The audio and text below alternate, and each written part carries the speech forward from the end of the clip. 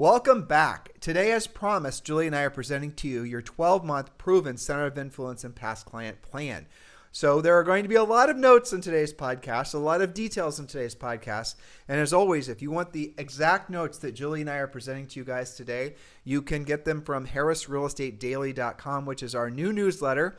It is our latest art project, as we're referring to it. And you can go to harrisrealestatedaily.com and download all the notes. Just subscribe and we'll send the notes along with a lot of other exclusive information for newsletter subscribers directly to your email box every single day. So do that right away. It costs you nothing, harrisrealestatedaily.com. That's the first announcement. Second announcement is that tomorrow we're doing our Ask Tim and Julie Anything podcast. And if you'd like to submit a question, please feel free to do so by texting me at 512-758-0206. And some topics that we'd like to start discussing more if you guys show interest in it, maybe about working out, maybe about wealth building, maybe about working with your spouse, maybe about, longevity of relationships. I mean, Julie and I have been married for over 3 decades. Maybe it's about building a real estate team. Maybe it's about whatever it's about, send the message to us. And how open are we to strange conversations?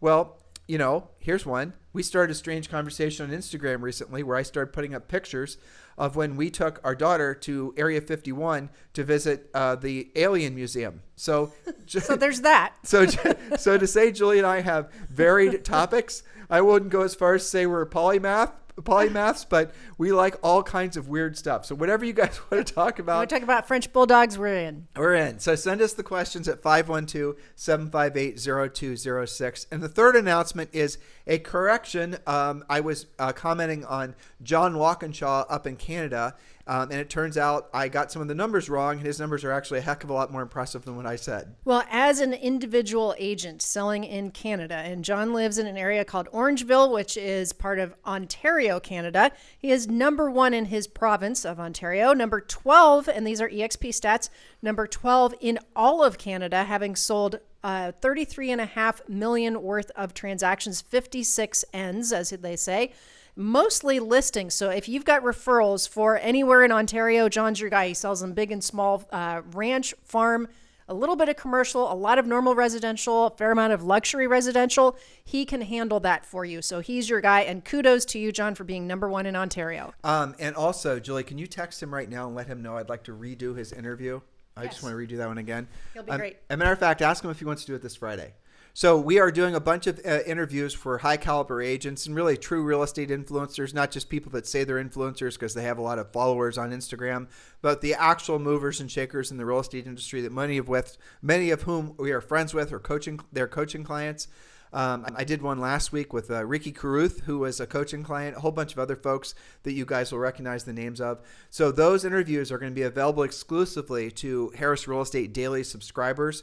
And so if you're not yet subscribing, please make sure you do so, along with a lot of other exclusive content. So Julie, let's get to it, because I know these guys want this 12-month success blueprint for building their center of influence and past client list. Yes, this is your monthly, quarterly, or seasonal center of influence and past client suggested event schedule. This is the fun stuff. Note, there are several categories of events. Events that you create, promote, and manage yourself. Events that you can sponsor, which are created by others, and smaller get-togethers with select groups from your list. So those are your different sort of buckets of events. I will say that this requires you to not be a secret agent, but there's something for everyone. We're going to go through this relatively quickly. Your job is to circle what you want to do. Did you tell them how to get the notes? Well, yeah, I did, but I'm reminding you to remind them that this is day 3. So if you've not listened to the previous 2 podcasts, listen to them in sequence, because we were building up to this from the previous 2 podcasts. Though this is great information as standalone, it's even more powerful if you listen to the past 2 shows. And those, of course, are available on iTunes, Spotify, Stitcher, YouTube, or wherever else you happen to be listening to our shows. All right. Now, some of you will want to be doing virtually all of this, so keep yourself organized. You can certainly ask your coach in Premier Coaching to help you. There's big and small events, so we're going to do this somewhat sequentially starting in January. You can do a Happy New Year party or a How to Winterize Your Home video message. If you're having a blizzard where you live, make a video about preparedness, emergency systems, where to get the best snowblower, things like that. You could do a neighborhood WhatsApp for how to contact people to remove your snow or whatever occurs for you in your Happy New Year, your January category. So if you're going to be doing events like what Julie just suggested, plan accordingly, but also adjust accordingly to what your market is going to show the most interest in. When Julie and I were doing events as part of our real estate business, we would always try to theme it around one or two different charities, but also we'd love to do things for, we do canned food drives. We did things for veterans. We did toy drives, things like that. So all of our focus when we were doing events wasn't just to the sake of getting folks together, which, by the way, that by itself is fine. We would always try to, tie it into some other community event. So when people, we had, I think this was after September 11th, I think it was, where we had a huge canned food drive. Was it after? It was. Well, we did several, but that was one of them, yeah. Right. And we did it at our house in New Albany. And we had people crashing the party, frankly. That was a great one. But we put it all together. We had a title company help pay for it. We had a card reader, or what was it? It was your sales idea. Like a fortune teller or something. Yeah, that was in the basement that was reading, people were lined up. The whole thing was just spectacular. With a big sheet cake of the American flags. Now, that's to your point. That was something that was circumstantial. Adjust accordingly what's happening. And we had so many cans that people brought by. The church that we had prearranged to drop all these cans off to said they couldn't handle it. That's a nice problem to have, right? Indeed it was. So, you can create some of these things. Number 2, February, use red hot candles for a pop-by gift. And you might say, it might be cold outside, but the market is red hot. Or I love referral business, playing into Valentine's Day, of course, using heart candy or heart candles. You can use these for door knocking, lead follow-up, open house giveaways at the closing table, bring them to new build reps, and ask for their resale referrals. Now, if you're going to be giving away tchotchkes, definitely, make phone calls. Tchotchkes by themselves aren't good enough. So if you're going to be dropping off something like that, that's, tied into Valentine's Day in this example, knock on the door and give it to them. Don't knock and run. Do not knock and run. Do not throw it at their doorstep. Do not leave a bag of candy on their doorstep for some kid that happens to be, their daughter who's happened to be allergic to red dye, eats it, and then the next thing you know, you're being, brought up on charges and silliness like that. Use your head. Make a phone call. And as far as where you should be getting some of these things, you can buy all of this stuff online. Just use your friend Google and search for heart-shaped candles or whatever. Or guess what? You can make your own too. Yeah, or use Amazon. There you go. Okay, number 3, spring in general. Tax time, you can offer free CMAs. Closing statements to last year's clients. You can do a video email offering an updated market analysis, follow up with phone contact. Now, the best spin that I have seen on this are 2 of my current coaching clients, Tammy Irby in Northern Virginia and Jeannie Adenolfi in Phoenix. Jeannie borrowed the idea from Tammy. Tammy created these really great, I think she got almost everything on Amazon, these very nice, clear, basic backpacks. She has information on her and her team. She has a free CMA offer. She has some things about how to stage your house. It's very warm and fuzzy, nice, not too expensive, and she is door knocking with those. So Jeannie is doing that. She's going to deploy hers this week. Tammy has already taken listings off of this. That's incredible. So that's a good spring overall free CMA offer type of thing. Since you mentioned tax, everyone's least favorite topic, I'm going to drop this in here. Sure. I don't know if this is one of your points. If it is, just kick me. Okay, maybe. One of the things that Julie and I did that worked really well when we sold real estate is a lot of cities and states, are not cheap when it comes to property taxes. And you can contest the value of your property taxes every single year. And it's not that difficult. You generally speaking have just to fill out a 1-page form and include a CMA, an actual CMA showing what comps are and why the property tax assessment should be lowered. I would say 99% of the time when you do that, you submit those, the CMA and the form and the request to have it, revalued, they're going to lower the property taxes usually by, not a lot, by a little.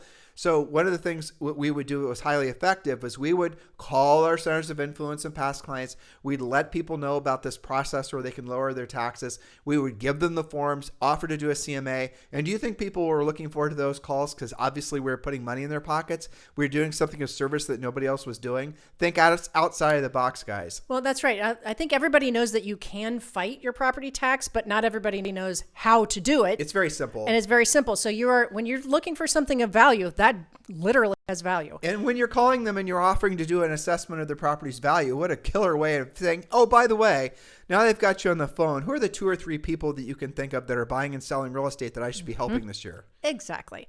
Point number 4, spring, buy or sell with me, adopt a pet for free promotion.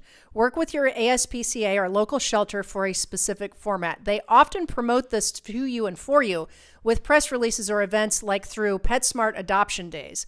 Promote your event via video sent to your database, individual phone calls to invite your people, and of course, post on social media. Note to self, press releases are easy to get published and free. This is the type of event that gets a lot of media attention. Warning, warning, you could end up adopting a lot of pets. We did.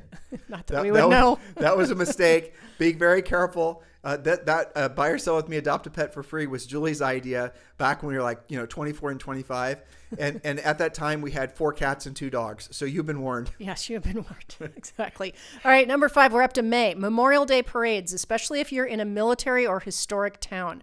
Participate in existing parades, give out candy, water bottles, American flags, create a Facebook live session or a video about VA loans and tie it into that, how they work. You can door knock your neighborhood. You can door knock prior to your open houses with red, white, and blue candy and flags. You can plant flags for people. There's all kinds of stuff for Memorial Day. Here's an idea. I have many coaching clients that, Julie and I have had over the years that are in military areas, military base areas and things like that. A lot of folks who are in the military retired decided to stay there.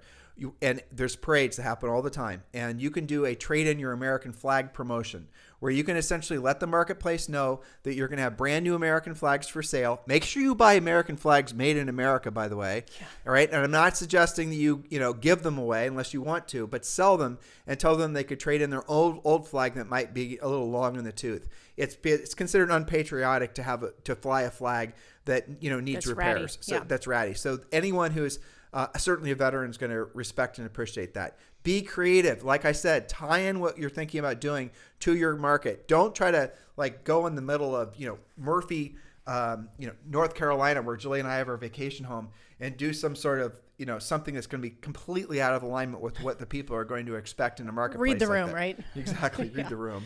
Okay. Those are all good ideas. And I think, that's great because it's Memorial Day. It's patriotic. It's summer. There's all kinds of things you can do. One of my coaching clients did a picnic for Memorial Day where they rented a photo booth and they were doing family photos. It was just a fun little event. All right, June, how about Paper and Pancakes Paper Shredding Party? This was invented by a coaching client. Rent a shredding truck and a pancake food truck and host a shredding party at your office or an event center or clubhouse. Hold on. So you're saying shred the pancakes? No, it's Paper and Pancakes is what she calls it. This is a surprising turnout. She said that to me on a coaching call. I'm like, I don't know about that. But it's become so popular that she's done it, I think, 5 years in a row. Don't Lance and Karen do that every year? I think they do it as well. Lance yeah. and Karen Kenmore. Paper and Pancakes. Right, because everyone's got it. Well, a mound of stuff to shred. Maybe depending on where you live in the country, April would be a good time to do it too, because that's when Taxes. people are doing all their taxes stuff. Yeah, that's right. And by the way, those of you selling real estate probably have a whole lot of paper stacking up for you to shred. Well, okay, so we're making the assumption you can have somebody. There's companies that will bring out a shredder, a paper shredder, and it's like one of those things that you see guys that do landscape work. Like a leaf chipper. Exactly, the chipper, and it just basically shreds up paper. But there will be a lot of people that show up. They're going to show appreciation for having done that. Yeah. But maybe you do some of these simultaneously. And let me give you this as an example. Again, this is a Julie Harris idea, of course. We did what? Am I stepping on your idea for October? Well, we're going month by month. Oh, okay, I'm not going to talk about October. So we'll do the fun stuff. Don't worry. Okay. I know I'm reading your mind. All right. So we're up to summer, tornado, hurricane, and fire season. After a disaster or in anticipation of something, you can host a donation drive. You can do this door knocking or ask people to drop off donations at your office or your home office. Get good press for this throughout your local papers and TV stations. I'm thinking about those of you, out west that have all these fires happening all the time. We've got hurricanes in Florida most of the summer. Midwest has tornadoes. So there's going to be something that you can tie that to. And you can also be the purveyor of disaster preparedness phone numbers and things like that. So, adjust accordingly. Tie in with what Julie just said. Again, this is something we did and we have all of our coaching clients do as well. Call it. Look, and for example, if you're living in Texas or you're living in Oklahoma, guess what happens every year? It's tornado season. So call everyone that you know, offer them a list of the, your trusted folks that you use for roof repairs, for all kinds of things that happen post-storm or even pre-storm to prepare for it. And then call them up and offer them the list. They're all going to say yes, obviously. And that's a great excuse then for you to, hey, by the way, who do you know who's thinking about buying or selling real estate, right? So always be, if you bring, it's like opening the door for somebody when you're walking into a restaurant, at least most of the country, where people are grateful for that. When you open the door for somebody, they're going to somehow repay the favor. If not to you, they're going to open the door for another stranger. There's some sort of karmic, imbalance that happens. I don't know what it is. Reciprocity. Some people call it the law of reciprocity. But just keep these things in mind. Spread goodness, starting with, your centers of influence and past clients. And you are the purveyor of something that, could expand into something miraculous like the next few points Julie's going to share with you. Yes, totally agree. All right, now summer/fall. Work with the American Red Cross for a blood drive. They'll bring the blood mobile to your location and even prospect for you so you have a maximum turnout. This is one of the best events that we ever did. It's very easy to work with the American Red Cross, and we also tied that, and we're going to get to point number 9. To point number 9. So, okay, now remember the American Red Cross and the blood drive idea. Next is number 9, fall and October. Pumpkin Fest. How do these two go together? Host at your home, clubhouse, school. Kind of like pancakes and paper shredders. Exactly. Host this at your home, your clubhouse, school, library, or recreation center. Buy your pumpkins wholesale in September and invite your neighborhood, your clubs, your community, your past clients, centers of influence. This is a very popular event. You can get apple cider or partner with your local coffee house to cater the event. Think about who in your database has a bakery, a coffee shop, or other businesses that you can support in conjunction with this. So let's talk about how Pumpkin Fest and the Red Cross can go hand in hand. Well, okay, but I just realized something as you're reading that point. What? You realize Halloween is pretty much one of the last agnostic holidays that there are. Everyone else seems to take offense to every other holiday for whatever reason, except for Halloween. So there you go. So here was the idea. You are in a town. You sell real estate. Now, if you're living in a city with condos, you're in Manhattan. You can find a park to do it in. Right. Okay, exactly. All right. So what we did is we found a local farmer that, guess what, was a pumpkin farmer. There are those in Central Ohio. I mean, we maybe a lot of the country has pumpkin farmers. We had to go to maybe Circleville, but he delivered these pumpkins. Yes. So we put these pumpkins. We didn't get permission from the HOA or anything. Who needs permission? Bah! So we put all these pumpkins in our front yard, and then we let the whole community know that we were doing this pumpkin drive. I don't remember how many pumpkins. It was like 200 in our normal, subdivision lot. We had, bales of hay. We had pumpkins. We had a past client of ours was the manager of Starbucks. She catered it with her table of Starbucks. Well, let's get to that. So we give them details. So we had all of our team. We had 7 buyers agents, all these others. They all helped us situate all of this. And we did it like the night before, knowing that the Pumpkin Fest was going to start the next day. No, we were not ravaged by a bunch of teenagers because we were smart enough to look out for that, which would have been funny, but that didn't happen. So the next day, by like noon, all the pumpkins were sold. And our front yard wasn't that big. It was a field of orange. No, but it was 200 plus pumpkins. They were gone.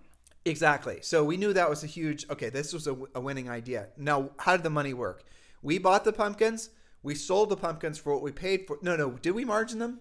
Yeah, because we gave some to charity. We gave it all to charity. Yes, so we bought at wholesale. And yes, farmers will do that if you get them like in September because they know about how many thousands of pumpkins they're going to have. So we bought the pumpkins for wholesale. I want to say they were like $2 or $3. We sold them for retail, which is $5 or $6, depending on the size. And then we donated the proceeds to Westerville Symphony, which was also part of my center of influence. So I know this sounds a little bit like throwing all of these things at the wall, but this became such a popular event that we had to move it. Exactly. So the following year, oddly enough, or I think to the credit of the HOA where we lived, nobody complained, which was bizarre because this was kind of a nice neighborhood. Anyway, so we moved it so we called up the elementary school principal and we said, can we use your parking lot? Now I'm going to tie a whole bunch of things together, so pay attention. Mm-hmm. Can we use your parking lot in the field by your, kids play the front lawn exactly. Yeah. And we want to do this. And she was like, well, pumpkin drive, real estate agents, you guys are doing something, blah, blah, blah, blah. Oh, no, you misunderstand. We're actually doing a blood drive for the American Red Cross, and we're doing this pumpkin drive, and we're raising money. At that point, I think that year we were donating money to something that was local in the New Albany Country Club area or the New Albany area. So, I mean, it was all, at that point, green lights for her. Now, we called up the American Red Cross, and they were incredibly receptive to doing the blood drive. Now, we did not know at that point, how incredibly organized the American Red Cross was. So let me tell you what happened. We did our normal thing. We got press releases for free. In the local paper, we had a press release that happened in the regional news outlets. Pumpkin Drive was off to the races. We hired an army of folks to help us put the pumpkins out. We were anticipating it to be a huge success, but man, did we underestimate it again. American Red Cross, what they did is they showed up, they're an army, and they put up gurneys. We thought they were going to show up with like a bus where people would stand in line and donate blood. Yeah. You guys have seen that before. Nope. They did have the bus, but what they did is they had actually went ahead and worked directly with the principal of the elementary school, and they'd set up donation gurneys. I don't even remember how many rooms, like 10. I know. It was in the classrooms. If you guys remember the show from MASH, I mean, that's basically what it was like. And they were so organized, and they had everything down to an art form. But what the American Red Cross did, in addition to obviously being organized to get blood donations, is they directly telemarketed, called into the community, letting them know that they're doing this blood drive. And the name of the blood drive was tied to Julie and I, Tim and Julie Harris's Pumpkin Fest, right? And so they were calling, inviting people using our names, marketing and branding for us into this community, trying to get people to do the blood drive. And did people show up? It was extraordinary. It was a mob scene. It was a mob scene. Now, all the pumpkins were gone again by maybe 12:30 opposed to 12. And we had I don't even know, more than 200, maybe 500 pumpkins. We had trucks that were dropping off pumpkins. It was just a sight to behold. We had, at that point, Starbucks.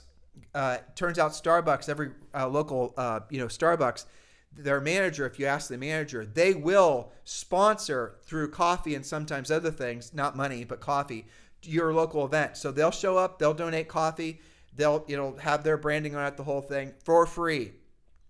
But this thing became such a success. I'll never forget, though. It was around like 1:30. This big coach, this big Greyhound bus shows up. It wasn't a Greyhound, but it was a non-branded big-ass boat or, bus. Yeah. And so it kind of lumbers in, and then we're like, oh, my gosh. I mean, what the hell is just, And at this point, the pumpkins were pretty much all sold.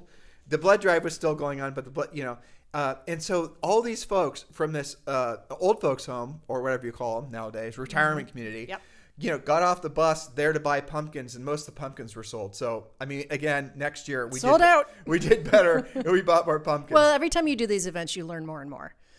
So you can do a smaller version of this. Our first one was in our front lawn of our house. You can start with that. Then we added the Red Cross. Then we added, and then you start to be able to plan.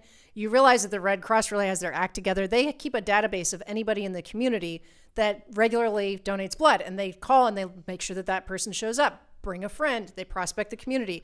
So that's like having a partner on your event. Could we have done this for zero base? Yes, we could have. We could have called up mortgage, title. I already told you about Starbucks and all the rest, and had them basically pay for it. And we would have provided the labor of the organization, right? So the moral of the story is this is something that all of you can be doing. Julie and I had people that we did not know who would come up to us in the grocery store and other places and thank us for our participation in the community. We've obviously picked up more friends, more centers of influence, more past clients, and more real estate deals from doing this. But our original intent really was because where we sold real estate in Ohio, that was the time of year where things started to get slow. And we had a lot of unspent energy, and we wanted to contribute to the community. And that's what kind of spawned it. Yes, that's absolutely right. The reason that as a coach, I like these events is because this is one day, in the case of the Pumpkin Fest, a very long day, but one day where you, as an agent, as somebody in the community, makes a huge amount of contacts. You have tons of conversations. You get to practice your Ford script. It's really good for you, for your business. It has a lot of long-term trailing effects. And it shouldn't just be one event. Again, you can do multiple different types of these things. But think about what we're talking about right now. You guys want to have the ultimate brand, air quoting, which is essentially another way of saying reputation. What's a better reputation than someone that actually sincerely contributes to the community, not just someone who's trying to become an Instagram celebrity who has the niche of your neighborhood? You guys get the difference?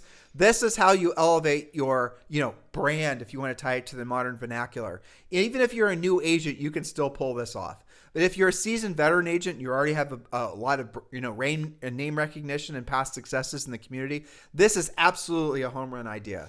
100%. And the next one is one of my favorites as well. All of you can do this. We're up to November and Thanksgiving time.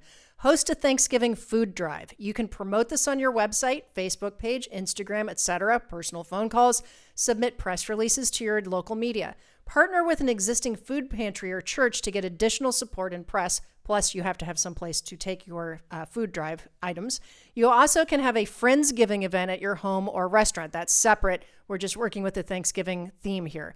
Ask your local elementary school, churches, and synagogues for families in need and sponsor them with a surprise turkey dinner, or 10 of them. You could have gone back and you could have tied in, for example, the Buy or Sell With Me, Adopt a Pet for Free, and your local Humane Society could have had a carve out for your Pumpkin Fest. You could have also done in October for your Pumpkin Fest, you could have done, Julie has this as point number 10, November, Thanksgiving, but you could have actually skipped the community event for November because you did a big one in October, but don't skip the one that's in December. All right, so point number 11, December Christmas Holiday Toy Drive. Partner with your police or fire departments for toy pickup, or have your past clients and Sphere contacts drop off toys at your home or office. Send thank you cards, highlight them on Facebook, have your local paper do a feature story, etc. So many different ways you can work a toy drive. You can be a Secret Santa going to Target or Best Buy or something like that. Go ahead. So that's what I would do. And you just blazed over it, so we need to explain it. Yeah. So go to, there used to be a Toys R Us, but go to a place that has kids' toys for sale. There's a what's it called? A layaway. A layaway.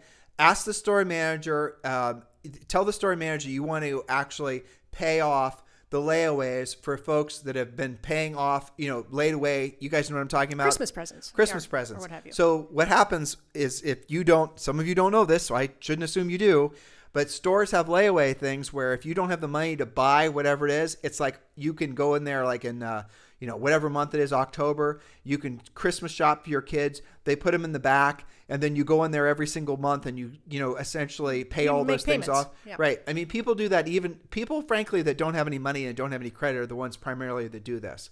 So go to a Walmart, go to a place where, or maybe a part of your community where people are going to have a lot of money, and walk in the store manager, ask them, say, I want to actually set aside some money and I want to pay off all the layaways of all the folks who have toys, and be specific as far as what you're wanting to, agree to pay for, and give the store manager a couple weeks to actually determine which layaways are going to qualify for your rules.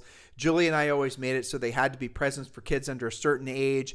They couldn't, all these types of things. We wanted the money specifically going to kids, and then Julie and I would just do it ourselves. But if we were still selling real estate, this would be a great way to actually tie in your holiday toy drive.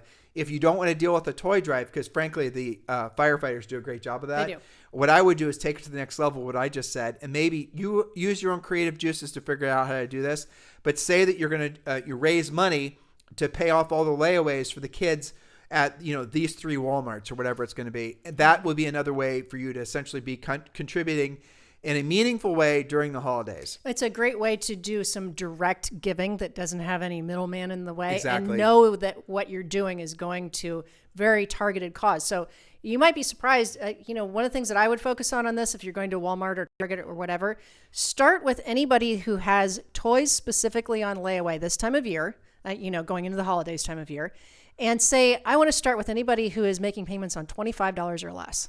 That's somebody who has no money, but is still trying to create a nice experience for their kids. Let's say you had a $500 budget. You might be able to help 20 different families. You don't have to spend a ton of money on this. And then what I would do is I would tie it to your social media and invite your past clients, your centers of influence, your friends to participate in the same thing. That way you can have even bigger impact and you can be showing value to your community. And here's what will happen. Now, Julie and I, when we were doing this a lot, we did this every year, and we never asked for any sort of recognition for it. Julie and I are OG Christians, and part and parcel of that is you don't ask for recognition when you're when you're doing charity work. But if I were selling real estate and I wanted to do this, I would want the recognition. So what will happen is the store manager at the very least will announce you over the loudspeaker thanking you for what you're doing. But also what will happen is if you do this in an organized fashion, you don't think this is holiday clickbait for all your local forms of media. And maybe your Walmart or whatever is going to see this as an opportunity for them to maybe suggest that this is something that all people that you maybe should be doing in their local communities. You guys get the idea? Tons of press releases. You're going to get press releases. You don't know what's going to come from this because of the fact that you're trying to make a contribution. Now you're saying, well, Tim, there's a lot more profound things in life than, helping, people pay off their toys at Walmart. Well, I got news for you. If you're a poor kid who's not going to have any presents underneath the Christmas tree, you don't know the huge impact that you're going to have on that kid for the rest of their lives and the gratitude that their parents are going to feel. So don't underestimate the importance, and in this particular case, the importance of making a kid's Christmas come true or whatever the holiday gift thing might be. It's not one or the other, but if you have to do one thing, and that's something that Julie and I always love doing, we didn't warn the store manager before we'd walk in. We'd just walk in and we'd start out by giving them a limit, and then we would go and walk around and, the store or go someplace else and come back an hour later. And they say, well, these are all, they have actually done the work and they'd have a stack of the layaways. Maybe we told them $2,500. And then we'd say, okay, so this other stack over here, well, it's because they all qualified, but that would require $5,000. And then we'd always agree to both. And that's the way we did it every year. And, the experience from that still makes me emotional. Yeah, 100%. Makes such a big impact. Now, next, this is something that the coaches like to organize through our Premier Coaching on the daily sessions. This is another favorite project. This is called the Wrapping Paper Project, one of the most popular things for our coaching clients. Many listings have resulted. I have proof of it because I get lots of happy emails from coaching clients saying how much this works. Here's your message on your wrapping paper. And of course, you can buy bulk, inexpensive wrapping paper off season. There's lots of ways you can do that. Well, it's funny, but the best place to buy this, though I don't know if this business is going to be in business for much longer, but it's the dollar store. Yeah, they're around. You can go to I think I heard that the dollar store is declaring bankruptcy. And I'm not making this up. This isn't a joke or a meme. Because of inflation, there's nothing left at the dollar store that's still a dollar. So now everything at the dollar store is like $10. I'm not even making that up. I know. But that aside, you can go online and just basically research bulk or wholesale wrapping paper and get it that way. Yes. So stock up. Buying it off season is a great way to do it because it's on sale. Okay. So you have a little message that says, don't get wrapped up with the wrong real estate agent. Something like that. Goes on the card with a simple roll of wrapping paper. You can add gift stickers wrapped with a ribbon that says, stick with me for all of your real estate needs. Add a candy cane and you're all set to deliver to your neighborhood, your geographic farm. You can use in open houses, drop to past clients, pop by present, take them to expireds for sale by owners. Most of our coaching clients will deliver about 200 per agent on average. Be sensitive to your community. Like when Julie and I were selling real estate in New Albany, probably half of our centers of influence and past clients and friends were Jewish people. So if you're going to be doing the wrapping paper idea, maybe not have it be it can be snowmen and snowflakes. Right. Don't have it be Christian symbology. Yeah. You guys get the point. So, think. Read the room. Yeah. Okay. So point number 13, bonus points here. Send your holiday cards early. Be the first to send yours. Consider Thanksgiving cards instead of Christmas to avoid being caught in all the holiday mail in December. You can rent a picture booth or hire a photographer to shoot holiday card photos for people in your database. This usually has a huge turnout, but you have to plan ahead and get that timing right on those. I've had a lot of coaching clients do that. I'll tell you something that works for a lot of the clients I've had, especially the upper end ones. They'll go and rent out a movie theater. Yeah, that's another great event. It is. Every year there's going to be some holiday movie, family movie that goes out. Or a new release or something.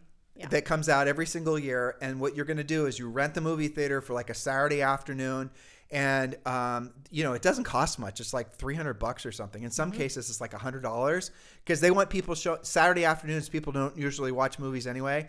They don't go to the movie theater. So they know they're going to make plenty of money off the concessions. So you give everyone an opportunity to watch this new release movie for free and do a lot of hoopla around it. You can go up in front of the room and thank everyone and wish them happy holidays. And, have somebody out, taking pictures and make a big thing of it like Julia was suggesting. But that's something else that's shockingly inexpensive and amazingly powerful in a sort of upper middle class community that's very dense with children, like when we were in New Albany. This idea in particular is an absolute home run. Yes, it's huge. Now, I need to expand this. I'm going to give a couple little bonus points here of medium-sized things that you can do which are not specifically tied to holidays. And a lot of our coaching clients do this. These are things like organized dinner parties that are fairly regular, maybe once a month with different themes. You can do wine tastings. You can do cooking classes. There's a company that's almost everywhere now, which is, I don't know if you've seen it. We even have one here in Dorado that's like a ceramics painting thing. Yeah. You know, you can have small, this would be like 10 to 15 people. Some of them you can do with kids. Some of them you don't want to do with kids.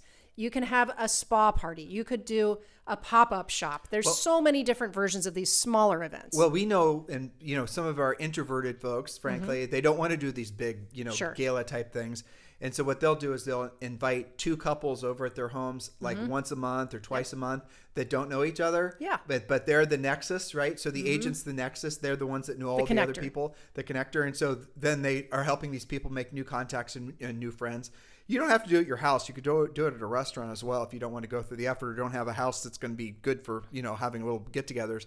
But these are all things that are going to put yourself in a place where you're belly-to-belly, voice-to-voice, face-to-face. That's the best quality contact you're ever going to make. Think about how long humans have been on planet Earth. Hundreds of thousands of years, maybe even longer. What percent of that time on planet Earth have we been doing anything digitally? The amount of time. It's a blink. It's a blink. Even that, it's like a half a blink. So all of our physiology, all of our essentially hardwiring, our iOS is all designed around real communication, voice to voice, visual, belly to belly. And what do we have now? A whole generation of people that don't know how to communicate. They don't know how to shake hands. They don't know how to look people in the eye. They don't know how to have meaningful conversations. They've lost the art and the science of being what it takes to be human. And this was even made worse because of COVID, especially for little kids. Parents, be very conscientious of that. There's lots of studies coming out that shows that kids are at a massive communication deficit because of those 2 years. Well, if you're the person that's going to acknowledge the fact that everyone's pretty much burned out on digital, because they are, and you're going to be the person that's going to really own, like imagine if this was the internet just came around in 1996, 1997. You're the first person to have a website, which in our community we were. And you're the first agent to start doing pay-per-click ads, which in our community we were. Let me tell you, that was amazing. Okay, I remember when Realtor.com started selling making you so you can, on your listings, you could start putting hyperlinks, or you could start linking right off Realtor.com to your website, do lead capture, and they didn't charge you anything for that. It was unbelievable the amount of money you could make off digital. But now everyone does it. It's oversaturated. But what nobody's doing is what we've been prescribing to. If it were back in the late 90s, we would be telling you to lean into the digital stuff because it wasn't oversaturated. Now we're suggesting that you essentially go where the market is, and where what people truly want are meaningful conversations, with folks that are going to show sincere interest in them. Then it's about knowing how to converse. It's about showing sincere interest. It's about asking questions. It's about, being a human. Yes, being your authentic self. And I think the word authentic is overused, but you get the point. So let's take this full circle.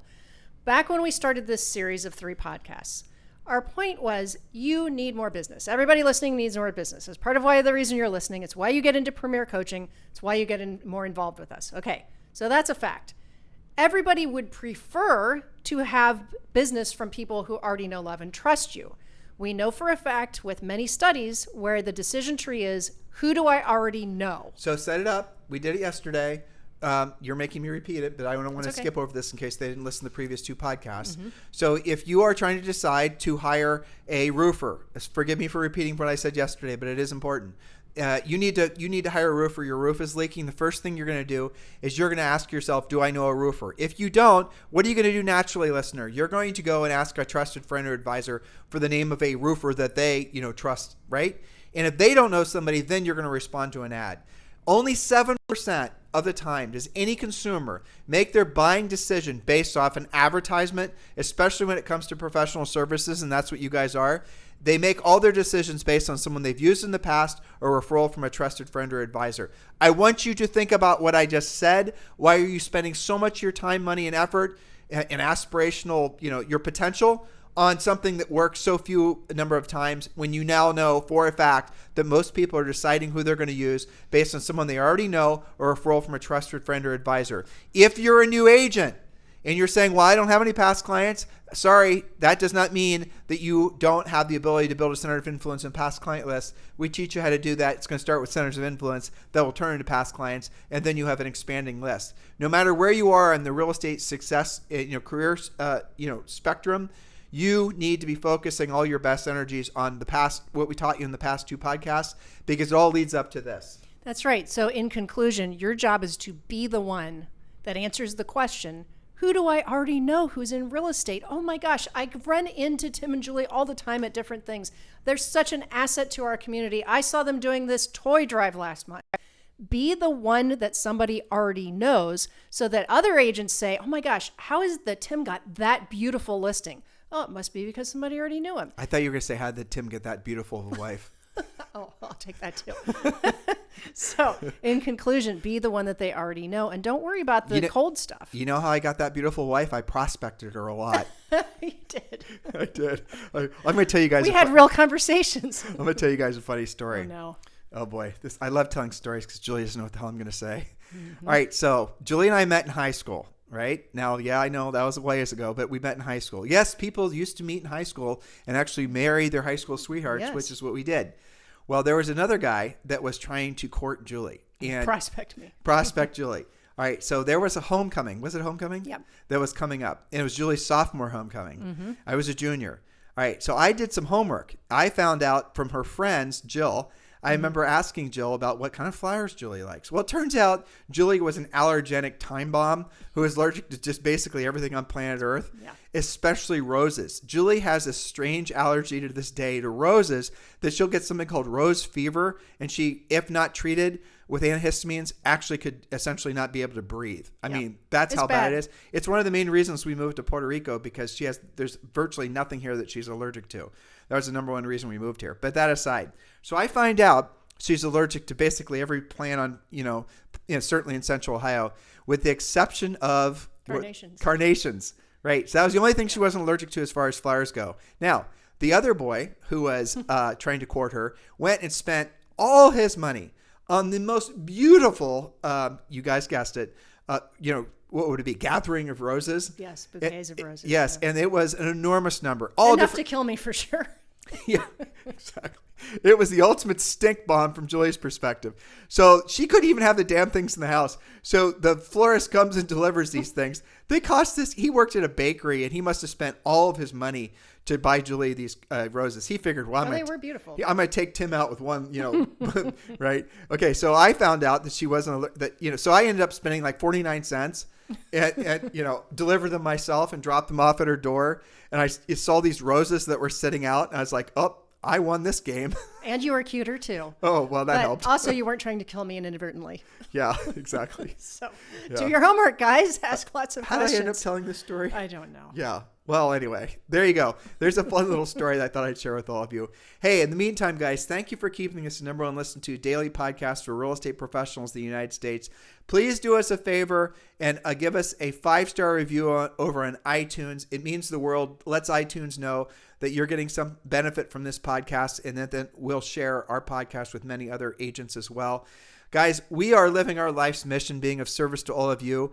And we have chosen to be of service to real estate professionals. You have chosen, whether you know it or not, be of service to your buyers and sellers in your community. Hopefully we're doing a great job of educating and motivating you. And you know what I'm going to say. Now it's your job to get into action. In the last 3 days, we've given you a very robust plan on how to actually effectively create a CRM, work your CRM, make money from your CRM, and be of service to other people. Take it seriously. Go back and listen to the past podcasts. Oh, and by the way, we have literally thousands of past podcasts because we've been doing this podcast every single day since at least 2014. Yes.